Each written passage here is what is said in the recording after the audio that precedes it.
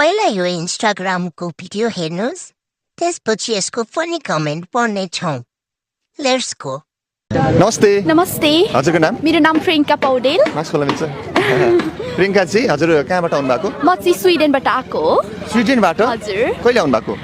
अस्ति भर्खर 4-5 दिन भयो होला, किनकि मैले खबर सुन्नु पाएँ पल साजी चाहिँ निस्किँदै हुनुहुन्छ भनेर। ए पल साजी निस्किँदै हुनुहुन्छ भन्ने थाहा पाइसकेपछि तपाईँ विदेशदेखि आउनु भएको हो? हजुर। ए ल, भनेपछि तपाईँ त निकै नै डाई हार्ड फ्यान हुनुहुँदो रहेछ। हजुर। ल सुरु गरौँ। अलि बिस्तारै बोल, यस्तो कनेर बोल्दा को अड्केर फेरि। स्विट्जरल्यान्ड गएको 1 महिना भएको छैन होला, त्यो नाटक हेरौ न। रुको जरा, सबर करो। कति आनन्दको जिन्दगी, दिमाग पनि छैन, टेन्सन पनि छैन। हजुर हजुर भन्न भन्दा यस यस ओ या भनेको भए राम्रो सुनिन्थ्यो होला।